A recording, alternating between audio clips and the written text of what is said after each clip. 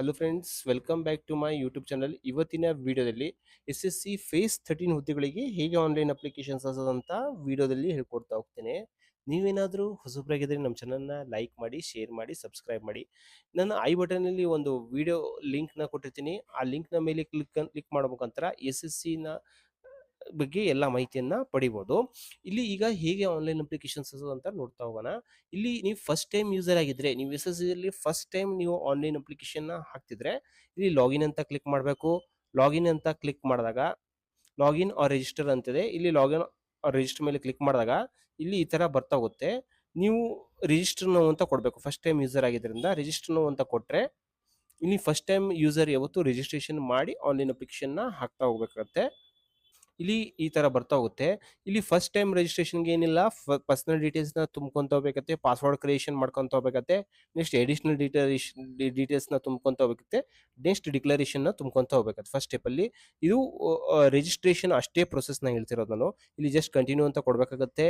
ಇಲ್ಲಿ ಕಂಟಿನ್ಯೂ ಅಂತ ಕೊಟ್ಟಾಗ ನೀವು ಇಲ್ಲಿ ನೋಡ್ರಿ, ಡ್ಯೂ ಪರ್ಸನಲ್ ಡೀಟೇಲ್ಸ್ ಅಲ್ಲಿ ಬಂದ್ಬಿಟ್ಟು do you have a Aadhaar card ಅಂತ ಕೇಳ್ತಿದೆ. ಇಲ್ಲಿ ಎಸ್ ಅಂತ ಕೊಡಬೇಕು. ಇಲ್ಲಿ ನಿಮ್ಮ ಆಧಾರ್ ನಂಬರ್ನ ಎಂಟ್ರಿ ಮಾಡಬೇಕು. ಚೆಕ್ ಬಾಕ್ಸ್ ಮೇಲೆ ಟಿಕ್ ಮಾಡಬೇಕು. ಚೆಕ್ ಬಾಕ್ಸ್ ಮೇಲೆ ಟಿಕ್ ಮಾಡಿ ಸೆಂಡ್ OTP ಅಂತ ಕೊಟ್ರೆ ನೀವು ನಿಮ್ಮ ಆಧಾರ್ ಲಿಂಕ್ ಆಗಿರ್ತಕ್ಕಂಥ ಮೊಬೈಲ್ ನಂಬರ್ಗೆ ಒಂದು OTP ಬರ್ತಾ ಹೋಗುತ್ತೆ. ಆ OTP ನ ಎಂಟ್ರಿ ಮಾಡಬೇಕು. ಇಲ್ಲಿ ಆಧಾರ್ ವೆರಿಫೈ ಆಗ್ತಾ ಹೋಗುತ್ತೆ. ನೆಕ್ಸ್ಟ್ ಸ್ಟೆಪ್ ಅಲ್ಲಿ ಕ್ಯಾಂಡಿಡೇಟ್ಸ್ ನೇಮ್ನ, SSLC ಮಾರ್ಕ್ಸ್ ಕಾರ್ಡ್ ಅಲ್ಲಿ ನಿಮ್ಮ ಹೆಸರು ಹೇಗಿದೆನಾ ಅದನ್ನ ಇಲ್ಲಿ ಎಂಟ್ರಿ ಮಾಡಬೇಕಾಗತ್ತೆ. ನೆಕ್ಸ್ಟ್ ಕ್ಯಾಂಡಿಡೇಟ್ ನೇಮ್ನ ಮತ್ತೊಂದ್ಸತಿ SSLC ಮಾರ್ಕ್ಸ್ ಕಾರ್ಡ್ ಅಲ್ಲಿ ಹೇಗಿದೆನಾ ಅದನ್ನೇ ಮತ್ತೊಂದ್ಸತಿ ಎಂಟ್ರಿ ಮಾಡಬೇಕಾಗತ್ತೆ ನೀವು. ಇಲ್ಲಿ ನೀವು ಏನಾದ್ರೂ ಈಗ ಮದುವೆ ಆಗಿದ್ದಲ್ಲಿ ನೇಮ್ ಏನಾದ್ರೂ ಚೇಂಜ್ ಮಾಡಿದ್ದಲ್ಲಿ ಇಲ್ಲಿ ಎಸ್ ಅಂತ ಸೆಲೆಕ್ಟ್ ಮಾಡಬೇಕು. ನೀವು ನೇಮ್ ಏನ್ ಚೇಂಜ್ ಮಾಡಿರ್ತಕ್ಕಂಥ ನೇಮ್ನ ಇಲ್ಲಿ ಎಂಟ್ರಿ ಮಾಡಬೇಕು. ಮತ್ತೊಂದ್ಸತಿ ಇಲ್ಲಿ ಎಂಟ್ರಿ ಮಾಡಿರ್ಬೇಕು. ಚೇಂಜ್ ಮಾಡಿರ್ತಕ್ಕಂಥ ನೇಮ್ನ 2 ಸತಿ ಎಂಟ್ರಿ ಮಾಡ್ಬೇಕಾಗತ್ತೆ. ಇಲ್ಲಿ ಜೆಂಡರ್ನ ಯಾವುದು, ಮೇಲೋ ಫಿಮೇಲೋ ಟ್ರಾನ್ಸ್ಜೆಂಡರ್ ಅಂತ ಸೆಲೆಕ್ಟ್ ಮಾಡ್ಬೇಕಾಗತ್ತೆ.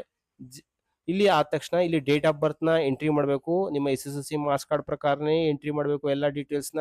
ಇಲ್ಲಿ ಮತ್ತೊಂದ್ಸತಿ ಡೇಟ್ ಆಫ್ ಬರ್ತ್ ನ ಎಂಟ್ರಿ ಮಾಡಬೇಕು. ನೆಕ್ಸ್ಟ್ ನಿಮ್ಮ ಫಾದರ್ಸ್ ನೇಮ್ ಅಷ್ಟೇ ನಿಮ್ಮ SSLC ಮಾರ್ಕ್ಸ್ ಕಾರ್ಡ್ ಪ್ರಕಾರನೇ ಎಂಟ್ರಿ ಮಾಡಬೇಕು.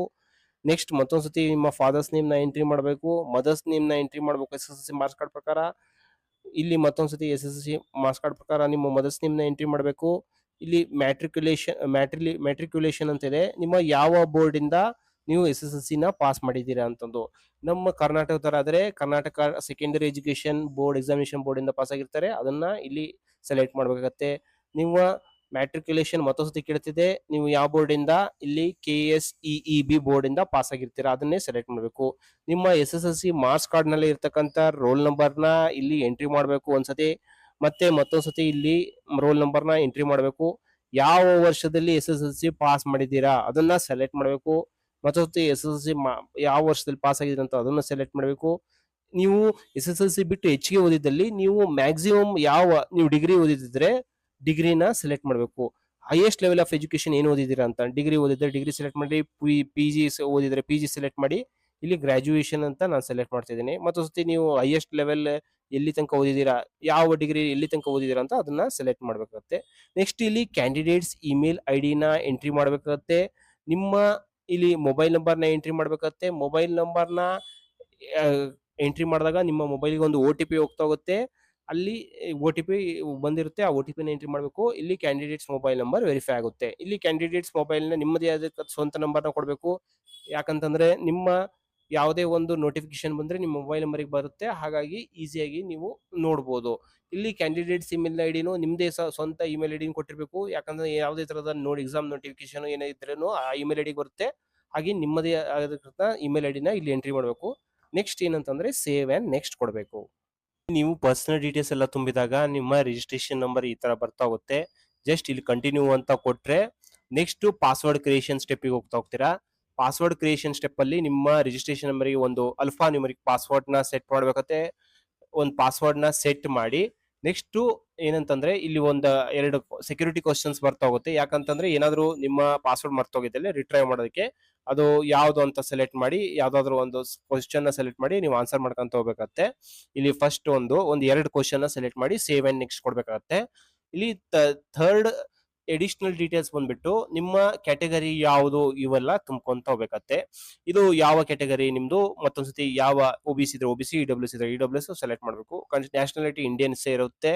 ಇಲ್ಲಿ ನಿಮ್ಮ ಐಡೆಂಟಿಫಿಕೇಶನ್ ಮಾರ್ಕ್ಸ್ ನ ತುಂಬಬೇಕಾಗತ್ತೆ. ಯಾವ್ದಾದ್ರು ಒಂದು ಮಚ್ಚೆ ಇದೇನೋ, ಮೂಗಲ್ಲಿ ಏನಾದ್ರು ಒಂದು ಸ್ಪೆಕ್ಟ್ಸ್ ಹಾಕಂತೇನೋ ಏನಂತಂದು. ಡಿಸೇಬಿಲಿಟಿ ಇದ್ರೆ ಡಿಸೇಬಿಲಿಟಿನ ತುಂಬಬೇಕಾಗತ್ತೆ. ಡಿಸೇಬಿಲಿಟಿ ಸರ್ಟಿಫಿಕೇಟ್ ನಂಬರ್ ತುಂಬಬೇಕಾಗತ್ತೆ. ಇಲ್ಲಿ ಪರ್ಮನೆಂಟ್ ಅಡ್ರೆಸ್ ನ ತುಂಬಬೇಕಾಗತ್ತೆ. ಸ್ಟೇಟ್ ಯಾವ್ದಂತ ತುಂಬಬೇಕಾಗುತ್ತೆ, ಡಿಸ್ಟ್ರಿಕ್ಟ್ ಯಾವ್ದಂತ ತುಂಬಬೇಕಾಗತ್ತೆ, ಪಿನ್ ಕೋಡ್ ಯಾವ್ದಂತ ತುಂಬಬೇಕಾಗತ್ತೆ. Present address, past permanent address ಎರಡು ಸೇಮ್ ಇದ್ರೆ ಎರಡೂನು ತುಂಬಬೇಕಾಗತ್ತೆ. ಇಲ್ಲಿ ಸ್ಟೇಟ್ ಯಾವುದು, ಡಿಸ್ಟ್ರಿಕ್ಟ್ ಯಾವುದು, ಮತ್ತೆ ಪಿನ್ ಕೋಡ್ ಯಾವುದು ಅಂತ ಸೇವ್ ಮಾಡಿ ಸೇವ್ ಅಂಡ್ ನೆಕ್ಸ್ಟ್ ಕೊಡ್ಬೇಕಾಗತ್ತೆ. ಇಲ್ಲಿ ನೀವು ಎಲ್ಲಾ ಕರೆಕ್ಟ್ ಆಗಿ ತುಂಬಿದ್ದಲ್ಲಿ ಇಲ್ಲಿ ನೀವು ಒಂದ್ಸತಿ preview OTR one time registration ನ ನೀವು ಕರೆಕ್ಟ್ ಆಗಿದೆನಾ ಇಲ್ಲ ಅಂತಂದು ಪ್ರಿವ್ಯೂ OTR ಮೇಲೆ ಕ್ಲಿಕ್ ಮಾಡಿದ್ರೆ ಎಲ್ಲ ನೋಡ್ಬೋದು ನೀವು. ಈ ಚೆಕ್ ಬಾಕ್ಸ್ ಮೇಲೆ ಇಲ್ಲ ಕರೆಕ್ಟ್ ಇದೆ ಅಂತಂದ್ರೆ ಚೆಕ್ ಬಾಕ್ಸ್ ಮೇಲೆ ಟಿಕ್ ಮಾಡಿ ಡಿಕ್ಲೇರ್ ಅಂತ ಕೊಟ್ಬಿಟ್ರೆ ಆಯ್ತು. ಇಲ್ಲಿ ಏನಂತಂದ್ರೆ ನಿಮ್ಮ ಡಿಕ್ಲರೇಷನ್ ಕಂಪ್ಲೀಟ್ ಆಗ್ತಾ ಹೋಗುತ್ತೆ. ನಿಮ್ಮ first time one time registration process ಏನಂತಂದ್ರೆ ಕಂಪ್ಲೀಟ್ ಆಗ್ತಾ ಹೋಗುತ್ತೆ. ನಿಮ್ಮ ರಿಜಿಸ್ಟ್ರೇಷನ್ ನಂಬರ್ ಬಂದಿದೆ, ಒನ್ ಟೈಮ್ ರಿಜಿಸ್ಟ್ರೇಷನ್ ನಂಬರ್ನ ಎಂಟ್ರಿ ಮಾಡಬೇಕು, ಪಾಸ್ವರ್ಡ್ ನ ಎಂಟ್ರಿ ಮಾಡಬೇಕು, ಕ್ಯಾಪ್ಚಾನ ಎಂಟ್ರಿ ಮಾಡಿ ಲಾಗಿನ್ ಕೊಡ್ಬೇಕು. ಲಾಗಿನ್ ಆಗುತ್ತೆ. ಅಲ್ಲಿ ತೋರಿಸ್ತಾ ಹೋಗುತ್ತೆ ನಿಮ್ಗೆ. ನೀವು ಪರ್ಸನಲ್ ಡೀಟೇಲ್ಸ್ ಎಲ್ಲ ಫಿಲ್ ಅಪ್ ಮಾಡಿದ್ರಿಂದ ಎಲ್ಲಾ ಡಾಟಾಗಳು ಕೆಲವೊಂದ್ಸತಿ ಫೆಚ್ ಆಗ್ತಾ ಹೋಗುತ್ತೆ. ಕೆಲವೊಂದು ಇಲ್ಲ ಅಂತಂದ್ರೆ ನೀವು ಫಿಲ್ ಅಪ್ ಮಾಡ್ಕೊಂತ ಹೋಗ್ಬೇಕತ್ತೆ. ನೋಡ್ರಿ, ಇವೆಲ್ಲ visible marks, matriculation roll number, permanent address, district ಇವೆಲ್ಲ ಫೆಚ್ ಆಗ್ತಾ ಹೋಗುತ್ತೆ. ನೀವೆಲ್ಲ ಕರೆಕ್ಟ್ ಇತ್ತಂದ್ರೆ ಜಸ್ಟ್ ಏನಿಲ್ಲ ನೆಕ್ಸ್ಟ್ ಕೊಡ್ಬೇಕಾಗತ್ತೆ. ಸೇವ್ ಅಂಡ್ ನೆಕ್ಸ್ಟ್ ಕೊಟ್ಟಂಗೆ ಕೊಡೋಗತ್ತೆ. ಇಲ್ಲಿ ನೆಕ್ಸ್ಟ್ ನೋಡ್ರಿ, ಇಲ್ಲಿ ಪರ್ಸನಲ್ ಡೀಟೇಲ್ಸ್ ಎಲ್ಲ ಆಟೋಮೆಟಿಕ್ ಫಿಲ್ ಅಪ್ ಆಗ್ಬಿಟ್ಟಿರುತ್ತೆ. ಈಗ ಎಡಿಷನಲ್ ಇನ್ಫಾರ್ಮೇಶನ್ ನ ನೀವು ಫಿಲ್ ಅಪ್ ಮಾಡ್ಕೊಂತ ಹೋಗ್ಬೇಕತ್ತೆ. Whether you are ex serviceman ಅಂತಂದು, ನೀವು ಎಕ್ಸ್ ಸರ್ವಿಸ್ ಮ್ಯಾನ್ ಇಲ್ಲ ಅಂತಂದ್ರೆ ಇಲ್ಲಿ ಎಸ್ ಅಂತ ಸೆಲೆಕ್ಟ್ ಮಾಡ್ಬೇಕು. ನೀವು ಎಸ್ ಸರ್ವಿಸ್ ಮ್ಯಾನ್ ಇತ್ತಂದ್ರೆ ಎಸ್ ಅಂತ ಸೆಲೆಕ್ಟ್ ಮಾಡಿ ಎಲ್ಲ ಎಂಟ್ರಿ ಮಾಡ್ಬೇಕತ್ತೆ. Date of joining, date of discharge ಎಲ್ಲ ಎಂಟ್ರಿ ಮಾಡ್ಬೇಕತ್ತೆ. ಇಲ್ಲಿ ಇರೋದಿಲ್ಲ, ಮೋಸ್ಟ್ ಪ್ರೊಬೆಬಲಿ ಇರೋದಿಲ್ಲ. ಹಾಗಾಗಿ ಏನಂತಂದ್ರೆ ಗೋ ಬ್ಯಾಕ್ ಅಂತ ಇಲ್ಲಿ ಸೆಲೆಕ್ಟ್ ಮಾಡಿದ್ರೆ ಇವೆಲ್ಲ ಡೀಟೇಲ್ಸ್ ಎಂಟ್ರಿ ಮಾಡ್ಬೇಕತ್ತೆ. ಇಲ್ಲ ಅಂತಂದ್ರೆ ಇಲ್ಲ, ಮೋಸ್ಟ್ ಪ್ರಾಬಬ್ಲಿ ಯಾರು ಅಪ್ಲೈ ಮಾಡೋದಿಲ್ಲ ಎಕ್ಸ್ ಸರ್ವಿಸ್ ಮೆನ್ ಇದ್ರೆ. ಇಲ್ಲಿ ನೆಕ್ಸ್ಟ್ ಏನಂತಂದ್ರೆ ನಿಮ್ಮ ಎಡಿಷನಲ್ ಇನ್ಫಾರ್ಮೇಶನ್ ನ ತುಂಬ್ಕೊಂತ ಹೋಗ್ಬೇಕತ್ತೆ. ಇಲ್ಲಿ 21 ಸ್ಟೆಪ್ ಅಲ್ಲಿ ಇಲ್ಲಿ ಏನಂತಂದ್ರೆ ನೀವು ಯಾವ ಒಂದು ಸಿಟಿಲಿ ಎಕ್ಸಾಮ್ ಬರೆಯಕ್ಕೆ ಇಷ್ಟಪಡ್ತೀರಂತ ಇಲ್ಲಿ ಪ್ರಿಫರೆನ್ಸ್ ಒಂದು ಸೆಲೆಕ್ಟ್ ಮಾಡಿದ್ರೆ ಯಾವ ಒಂದು ಸಿಟಿ ಬರ್ತಾಗುತ್ತೆ, ಫಸ್ಟ್ ಪ್ರಿಫರೆನ್ಸ್ ಎಲ್ಲಿ, ಸೆಕೆಂಡ್ ಪ್ರಿಫರೆನ್ಸ್ ಎಲ್ಲಿ, ಥರ್ಡ್ ಪ್ರಿಫರೆನ್ಸ್ ಎಲ್ಲಿ, ಇವನ್ನೆಲ್ಲ ಸೆಲೆಕ್ಟ್ ಮಾಡ್ಬೇಕತ್ತೆ. ನೀವು PWD ಕ್ಯಾಂಡಿಡೇಟ್ ಇತ್ತಂತಂದ್ರೆ ಇದನ್ನ ಇಲ್ಲಿ ಎಂಟ್ರಿ ಎಸ್ ಅಂತ ಸೆಲೆಕ್ಟ್ ಮಾಡಿ ನೀವು ಸರ್ಟಿಫಿಕೇಟ್ ನ ಅಪ್ಲೋಡ್ ಮಾಡ್ಬೇಕತ್ತೆ. ಇಲ್ಲಿ ಪರ್ಸನ್ ವಿತ್ ಡಿಸೇಬಿಲಿಟೀಸ್ ಇದ್ರೆ ಎಸ್ ಅಂತ ಸೆಲೆಕ್ಟ್ ಮಾಡಿ ಅದನ್ನ ಎಂಟ್ರಿ ಮಾಡ್ಬೇಕತ್ತೆ. ನಿಮ್ಮ ಸ್ಕ್ರೈಬ್ ಏನಾದ್ರು ಬೇಕಂತಂದ್ರೆ, ಸ್ಕ್ರೈಬ್ ಅಂತಂದ್ರೆ ನಿಮ್ಮ ಏನಾದ್ರು ಕಾಣೋದಿಲ್ಲ, ಏನಾದ್ರು ಹೆಲ್ಪರ್ ಬೇಕಂತಂದ್ರೆ ಎಸ್ ಅಂತ ಸೆಲೆಕ್ಟ್ ಮಾಡ್ಬೇಕತ್ತೆ. ಇಲ್ಲ ಅಂತ ಇಲ್ಲಿ ನೀವು ಸ್ಕ್ರೈಬ್ ಅಂತ ಸೆಲೆಕ್ಟ್ ಮಾಡಿದ್ರೆ ಇಲ್ಲಿ ಈ ಸ್ಕ್ರೈಬ್ ಇತ್ತಂತಂದ್ರೆ ನೀವೇ ಸ್ಕ್ರೈಬ್ ಬೇಕಂದ್ರೆ ಕೊಡ್ತಾರೆ, ಇಲ್ಲಾಂದ್ರೆ ಅವರೇ ಬೇಕಾದ್ರೂ ನಿಮ್ಗೆ ಅರೇಂಜ್ ಮಾಡ್ತಾ ಹೋಗ್ತಾರೆ. ಇಲ್ಲ ಅಂತಂದ್ರೆ ನೀವು ಗೋ ಬ್ಯಾಕ್ ಕೊಡ್ಬೇಕಾಗತ್ತೆ. ಇಲ್ಲಿ ನೆಕ್ಸ್ಟ್ ನೀವು ಯಾವ ರೀಜನ್ ನ ಪೋಸ್ಟ್ ನ ಅಪ್ಲೈ ಮಾಡ್ತಿದ್ದೀರಾ ಅಂತಂದು. ಇಲ್ಲಿ ನಾನು ಹೇಳ್ದಂಗೆ, ನಾನು ಅವಾಗ ಹೇಳಿದೆ KKR ಅಂತಂದು ಕೇರಳ ಕರ್ನಾಟಕ ರೀಜನ್ ಬರ್ತಾ ಹೋಗುತ್ತೆ. ಇಲ್ಲಿ ಕೇರಳ ಕರ್ನಾಟಕ ರೀಜನ್ ನ ಸೆಲೆಕ್ಟ್ ಮಾಡ್ಬೇಕತ್ತೆ. ಇಲ್ಲಿ ಪೋಸ್ಟ್ ಕೋಡ್, ನಾನು ಕೋಡ್ ಹೇಳಿದೆ ನಿಮ್ಗೆ. ನಾನು ಆ ವಿಡಿಯೋನ ನನ್ನ ಐ ಬಟನ್ ಅಲ್ಲಿ ಕೊಟ್ಟಿರ್ತೀನಿ. ಆ ಐ ಬಟನ್ ಅಲ್ಲಿ ವಿಡಿಯೋ ಕ್ಲಿಕ್ ಮಾಡಪ್ಪ ಆ ವಿಡಿಯೋ ನೋಡಿದ್ರೆ ನಿಮ್ಗೆ ಎಲ್ಲ ಡೀಟೇಲ್ಸ್ ಗೊತ್ತಾಗ್ತಾ ಹೋಗುತ್ತೆ. ಪೋಸ್ಟ್ ಕೋಡ್ ನ ಎಂಟ್ರಿ ಮಾಡಬೇಕು. ಪೋಸ್ಟ್ ಕೋಡ್ ನ ಎಂಟ್ರಿ ಮಾಡಿದಾಗ ಇಲ್ಲಿ ಪೋಸ್ಟ್ ನೇಮ್ ಬರ್ತಾ ಹೋಗುತ್ತೆ, ಲೆವೆಲ್ ಆಫ್ ಪೋಸ್ಟ್ ಇವೆಲ್ಲ ಬರ್ತಾ ಹೋಗುತ್ತೆ. ನಾನು ಹೇಳ್ದಂಗೆ ಇಲ್ಲಿ ಹೈಯೆಸ್ಟ್ ಕ್ವಾಲಿಫಿಕೇಶನ್ ಏನಿದೆ ಅಂತ ಅದನ್ನ ಸೆಲೆಕ್ಟ್ ಮಾಡ್ಬೇಕಂತ ಹೇಳಿದ್ದೆ. ಅದನ್ನ ಸೆಲೆಕ್ಟ್ ಮಾಡಿದ್ರೆ ಎಲ್ಲ ಆಟೋಮೆಟಿಕ್ ಆಗಿ ಡಂಪ್ ಆಗ್ತಾ ಹೋಗುತ್ತೆ. ಇಲ್ಲಿ ನೋಡ್ರಿ, ಇಲ್ಲಿ ನೀವು ಇಲ್ಲಿ ಪೋಸ್ಟ್ ಕೋಡ್ ನ ಹಾಕಿದಾಗ ನಿಮ್ಗೆ ಎಲ್ಲ ಯಾವ ಪೋಸ್ಟ್ ಏನು ಅಂತ ಎಲ್ಲ ಬರ್ತಾ ಹೋಗುತ್ತೆ. ಇಲ್ಲಿ ಎಲ್ಲ indicate details of any other education relevant to the post if acquired by you. ನಿಮ್ಮ ಎಜುಕೇಶನ್ ಕ್ವಾಲಿಫಿಕೇಶನ್ ಬಿಟ್ಟು ಮತ್ತೇನಾದ್ರೂ ನೀವು ಕಲ್ತಿದ್ದೀರಾ ಏನಾದ್ರು ಅಂತಂದು ಅದನ್ನ ಎಂಟ್ರಿ ಮಾಡ್ಬೇಕಾಗತ್ತೆ. ಇಲ್ಲ I have read check box ಮೇಲೆ ಟಿಕ್ ಮಾಡ್ಬೇಕಾಗತ್ತೆ. I have read post related experience ಎಲ್ಲ ಇದನ್ನ ಕೊಡ್ಬೇಕಾಗತ್ತೆ. Do you possess any required essential qualification for the post ಅಂತ ಕೇಳ್ತಿದೆ. ಬೇಕಂತಂದ್ರೆ ಈ ಎಕ್ಸ್ಪೀರಿಯನ್ಸ್ ಇತ್ತಂತಂದ್ರೆ ನಿಮಗೆ ಯಾವುದೇ ತರಹದ ಎಕ್ಸ್ಪೀರಿಯನ್ಸ್ ಇತ್ತಂತಂದ್ರೆ ಎಸ್ ಅಂತ ಸೆಲೆಕ್ಟ್ ಮಾಡ್ಬೇಕಾಗತ್ತೆ. ಇಲ್ಲ ಅಂತಂದ್ರೆ ನೋ ಅಂತ ಸೆಲೆಕ್ಟ್ ಮಾಡ್ಬೇಕಾಗತ್ತೆ. ನೀವು ಎಕ್ಸ್ಪೀರಿಯನ್ಸ್ ಐತಂತಂದ್ರೆ ಇಲ್ಲಿ ನಿಮ್ಮ ಆರ್ಗನೈಸೇಷನ್ ಏನು, ಡೆಸಿನೇಷನ್ ಏನು, ಡ್ಯೂಟಿ ಏನು, ಎಷ್ಟು ವರ್ಷ ಎಲ್ಲಿ ತನಕ ಕೆಲಸ ಮಾಡಿದ್ದೀರಾ, ನೀವು ಏಜ್ ರಿಲ್ಯಾಕ್ಸೇಷನ್ ಬೇಕಂತಂದ್ರೆ ನಾನು ಹೇಳ್ದಂಗೆ ಯಾವ ಕೆಲಸಕ್ಕೆ ಯಾವ ತರ ಏಜ್ ರಿಲ್ಯಾಕ್ಸೇಷನ್ ಬರ್ತಾ ಹೋಗುತ್ತೆ. ನಿಮ್ಮ ಏಜ್ ರಿಲ್ಯಾಕ್ಸೇಷನ್ ಕೋಡ್ ನ ಎಂಟ್ರಿ ಮಾಡ್ಬೇಕಾಗತ್ತೆ. ಇಲ್ಲಿ ಮೀಡಿಯಂ ಆಫ್ ಸ್ಕಿಲ್ ಟೆಸ್ಟ್, ನೀವು ಯಾವ ಲ್ಯಾಂಗ್ವೇಜ್ ಅಲ್ಲಿ ಬರೀತೀರ ಅಂತಂದು ಯಾವ ಸ್ಕಿಲ್ ಟೆಸ್ಟ್ ಅಂತಂದು ಸೇವ್ ಅಂಡ್ ನೆಕ್ಸ್ಟ್ ಕೊಡ್ಬೇಕಾಗತ್ತೆ. ಇಲ್ಲಿ ಏನಂತಂದ್ರೆ ಇಲ್ಲಿ ಒಂದು ಪ್ರಾಬ್ಲಮ್ ಇದೆ. ಇಲ್ಲಿ ಫೋಟೋನ ಸಿಗ್ನೇಚರ್ನ ಡೈರೆಕ್ಟ್ ಆಗಿ ಅಪ್ಲೋಡ್ ಮಾಡೋದಕ್ಕೆ ಬರೋದಿಲ್ಲ. ಇಲ್ಲಿ ನಾನು ಒಂದು ಆಪ್ ನ ತೋರಿಸ್ತಾ ಹೋಗ್ತೀನಿ. ಈ ಆಪ್ ನ ಮುಖಾಂತರ ನೀವು ಮಾಡ್ಕೊಂತ ಹೋಗ್ಬೇಕಾಗತ್ತೆ. ಇಲ್ಲಿ Aadhaar face R D app ನ ಡೌನ್ಲೋಡ್ ಮಾಡಬೇಕಾಗತ್ತೆ. ಈ ಆಧಾರ್ ಫೇಸ್ ಆರ್ ಡಿ ನ ಆಪ್ ನ ನೀವು ಡೌನ್ಲೋಡ್ ಮಾಡಿದ್ರೆ ಏನಿಲ್ಲ, ನೀವು ಅಪ್ಲಿಕೇಶನ್ ಡೌನ್ಲೋಡ್ ಮಾಡೋಗತ್ತೆ. ಅಲ್ಲಿ ನೀವೇನಂತಂದ್ರೆ ನಿಮ್ಮ ಆಧಾರ್ ಅಥೆಂಟಿಕೇಶನ್ ವೆರಿಫಿಕೇಶನ್ ಮಾಡ್ಬೇಕಾಗತ್ತೆ. ಇಲ್ಲಿ ಏನಂತಂದ್ರೆ ಇಲ್ಲಿ ನೀವು ಅಲ್ಲಿ ಆ ಆ್ಯಪ್‌ನ ಆಧಾರ್ ಫೇಸ್ ಆರ್.ಡಿ.ನ ಆ್ಯಪ್‌ನ ಇನ್‌ಸ್ಟಾಲ್ ಮಾಡಿದಾಗ ನಿಮ್ಮ ಮೊಬೈಲ್ ನಂಬರು, ನಿಮ್ಮ ಆರ್.ಡಿ ನಂಬರ್‌ನ ಇದು ಆಧಾರ್ ನಂಬರ್‌ನ ಎಂಟ್ರಿ ಮಾಡಿದಾಗ ನಿಮ್ಮ ಫೇಸ್‌ನ ಕ್ಯಾಪ್ಚರ್ ಮಾಡೋದಕ್ಕೆ ತೋರಿಸ್ತಾ ಹೋಗುತ್ತೆ. ನಿಮ್ಮ ಫೇಸ್‌ನ ಕ್ಯಾಪ್ಚರ್ ಮಾಡಿದ್ರೆ ಇಲ್ಲಿ ವೆರಿಫಿಕೇಷನ್ ಆಗ್ತಾ ಹೋಗುತ್ತೆ. ಇಲ್ಲಿ ನೋಡ್ರಿ ಲೈವ್ ಫೋಟೋನ ಕ್ಯಾಪ್ಚರ್ ಮಾಡ್ಬೇಕಂತ ತೋರಿಸ್ತಾ ಇದೆ. ಇಲ್ಲಿ ಯಾವ ತರ ಅಂತಂದ್ರೆ ಒಂದು ರೀಜನ್ ಬರ್ತಾ ಹೋಗುತ್ತೆ. ಆಧಾರ್ ಫೇಸ್ ಆರ್.ಡಿ ಆ್ಯಪ್‌ನ ಕೆಲವರು ಎಲ್ಲರಿಗೂ ಯೂಸ್ ಮಾಡಕ್ ಬರುತ್ತೆ. ಇಲ್ಲಿ ನೋಡ್ರಿ ಆ Aadhaar face R D green colour ಬಂದಿರುತ್ತೆ. ಆ ಗ್ರೀನ್ ಕಲರ್ ರೀಜನ್ ಅಲ್ಲಿ ನಿಮ್ಮ ಫೇಸ್ ಕ್ಯಾಪ್ಚರ್ ಆದ್ರೆ ನಿಮ್ಮ ಫೋಟೋ ಬರ್ತಾ ಹೋಗುತ್ತೆ. ಕೆಲವೊಂದ್ಸತಿ ಏನಂತಂದ್ರೆ ನೀವು ಅಪ್ಲೋಡ್ ಮಾಡಿದಾಗ ಇಲ್ಲಿ ಎಕ್ದಮ್ ಫೋಟೋ ತೋರಿಸೋದಿಲ್ಲ. ಹಾಗಾಗಿ ಏನಂತಂದ್ರೆ ರಿಫ್ರೆಶ್ ಮಾಡ್ಬೇಕಾಗತ್ತೆ. ಮತ್ತೆ ಫಸ್ಟ್ ಇಂದ ಬರ್ತಾ ಹೋಗುತ್ತೆ. ನೆಕ್ಸ್ಟ್ ಕೊಡ್ಕೊಂತ ಹೋಗ್ಬೇಕಾಗತ್ತೆ.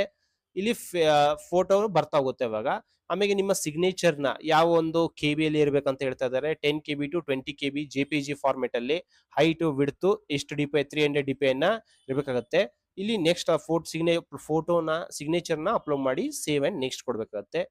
ನೆಕ್ಸ್ಟ್ ಸ್ಟೆಪ್ ಅಲ್ಲಿ ಏನಂತಂದ್ರೆ ಪ್ರಿವ್ಯೂ ಫಾರ್ಮ್ ಬರ್ತಾ ಹೋಗುತ್ತೆ.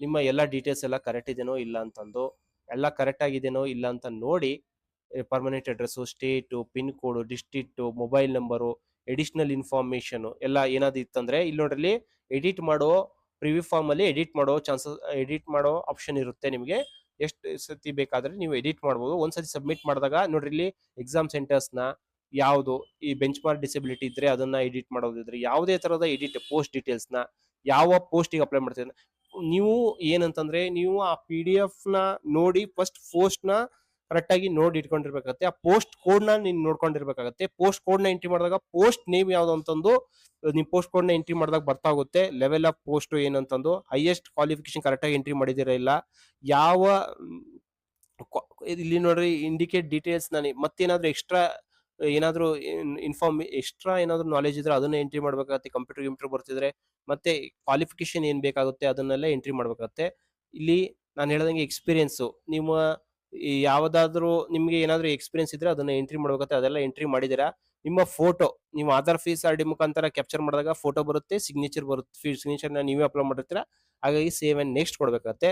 ಲಾಸ್ಟ್ ಏನಂತಂದ್ರೆ ಡಿಕ್ಲರೇಷನ್ ಚೆಕ್ ಬಾಕ್ಸ್ ಮೇಲೆ ಟಿಕ್ ಮಾಡಿ ಕ್ಯಾಪ್ಚಾನ ಫಿಲ್ ಅಪ್ ಮಾಡಿ ಸಬ್ಮಿಟ್ ಕೊಡ್ಬೇಕಾಗತ್ತೆ. ಇಲ್ಲಿ ನಾನು ಹೇಳ್ದಂಗೆ 100 ರೂಪೀಸ್ ಫೀಸ್ ನ OBC ಕ್ಯಾಟಗರಿ ಇದ್ರೆ ಇಲ್ಲ ಮೇಲ್ ಕ್ಯಾಂಡಿಡೇಟ್ಸ್ ಯಾವುದೇ ಕ್ಯಾಟಗರಿ ಇದ್ರೆ ಅದನ್ನ ಫಿಲ್ ಅಪ್ ಮಾಡ್ಬೇಕತ್ತೆ.